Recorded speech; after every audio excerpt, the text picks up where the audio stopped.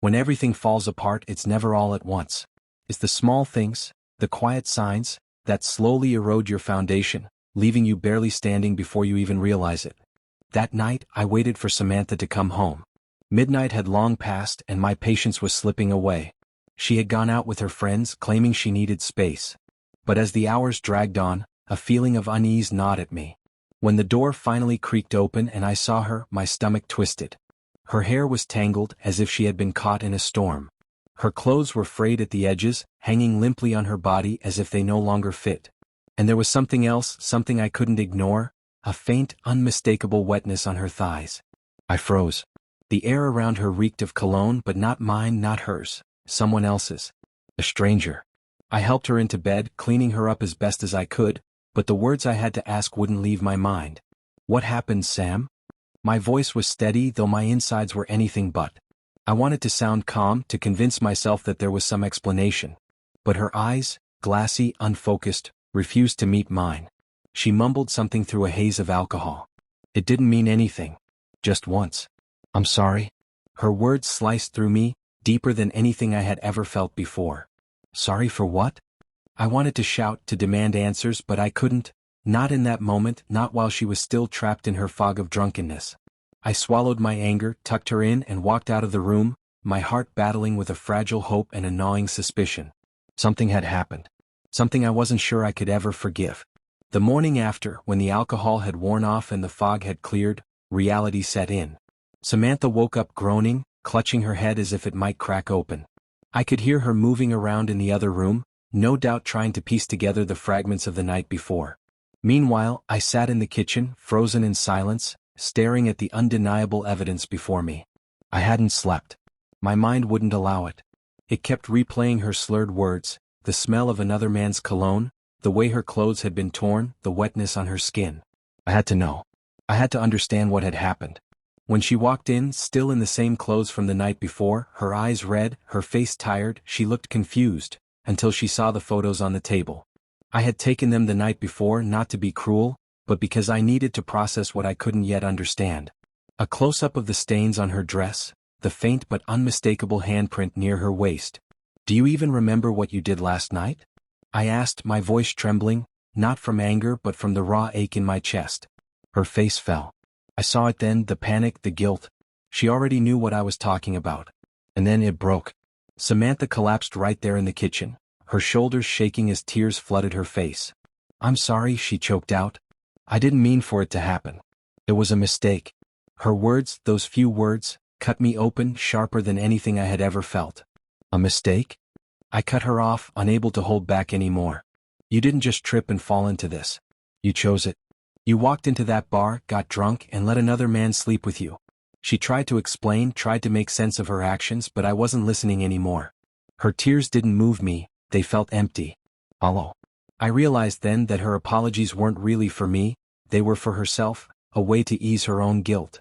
She didn't truly understand the damage she had done to us, to everything we had built. And that was the hardest part. I couldn't listen anymore. Standing up, I looked her in the eyes. I need some air, I said quietly before walking out, leaving her to face the mess she had made. The questions didn't stop. They kept eating at me. Who was he? Why her? And how long had this been going on? Samantha's confession had been vague and disjointed, but there was enough to begin piecing it together. A name. Adam. That was all I needed. It didn't take long to find him. Social media makes connecting the dots easy when you're determined. Adam was exactly the kind of man you'd expect. A polished, successful man with charm to spare, the type who could talk his way into or out of anything. But what hit me hardest was something even worse. Samantha followed him on social media and he followed her back. This wasn't some random, nameless stranger. They knew each other. Then, something that truly shocked me, Adam was married. His Instagram was full of family snapshots, vacations, birthday celebrations, cozy mornings at home. A perfect life, it seemed. He had it all. But then again, so had I. And look where that had gotten me. The more I dug, the more the puzzle pieces fell into place. I needed to know how far this connection went. Samantha's phone became my next target. She didn't realize I was watching, but I had to uncover the full truth. Late at night, while she slept, I unlocked her phone. That's when I found the messages. Short, casual, but damning. Adam had known she'd be at the bar. Their conversation was light, just enough to set the stage. He had shown up because he knew she would be there. This wasn't a random encounter. It was orchestrated. The evidence was undeniable. This wasn't a spur-of-the-moment lapse in judgment. This was deliberate. Maybe the details hadn't been spelled out explicitly, but they didn't need to be. They both knew exactly what they were doing. And I had all the proof I needed. I made a decision. Adam's wife deserved to know the truth about the man she had married. She needed to see him for who he really was. And after I dealt with him, I would turn my attention back to Samantha. Divorce papers were already being drawn up, but I needed closure before I could walk away completely. I had the name. I had the evidence. Now I had a plan. This wasn't about revenge. It was about justice. If my marriage was falling apart, I wasn't going to let his remain untouched. I wrestled with the decision to contact his wife, Charlotte. Some might argue it wasn't my place, but I didn't see it that way. She had a right to know just as I had a right to know. So I reached out, carefully crafting a message. I explained that I needed to talk, that there was something important we needed to discuss. She responded the same day and we arranged to meet. She was already sitting at the table when I arrived, in a quiet cafe downtown, a neutral space where we could talk without everything spiraling out of control. Her appearance was understated, dark hair tied neatly into a ponytail, a simple outfit, and an air of nervousness that hung around her like a quiet storm. She looked confused, maybe even a little apprehensive, but when she saw me, she offered a polite, faint smile as I introduced myself. Her eyes brightened when she spoke about Adam, and I could see the love she had for him. That made what I was about to do even harder. I didn't soften the blow. I couldn't. Your husband had an affair with my wife, I said plainly, my words cutting through the air between us. The polite smile vanished from her face, replaced instantly by disbelief. Her hands trembled as she gently set her coffee cup down on the table, staring at me as though she couldn't process the reality of what I had just said. I reached into my bag and pulled out the evidence, screenshots of their text exchanges, time-stamped photos from that night, even a secret recording where my wife had confessed. I gave her a moment to absorb each piece. As she picked up the photos and listened to the recording, her face turned pale. Tears welled up in her eyes, but she didn't let them fall, not yet. She sat there frozen, her lips quivering as she tried to make sense of the situation. When she finally spoke, her voice was shaky but firm. "Thank you for telling me." I nodded, my heart heavy, and stood to leave. There was nothing more to say. As I walked out of the coffee shop, a storm of emotions whirled inside me, anger, relief, even guilt. What happened between Adam and Charlotte after that was no longer my concern. My priority now was to regain control of my life, and that meant severing all ties with Samantha and the life we once shared. Back at home, everything felt different. The house no longer felt like home. Samantha, once vibrant and full of life, was now a shadow of herself, weighed down by the guilt of what she had done. I could see it in her eyes, in the way she carried herself. She tried desperately to fix the damage she had caused. At first, there were the tears. She cried every day, pleading with me to listen, to let her explain, to give her another chance. "I'll do anything," she begged.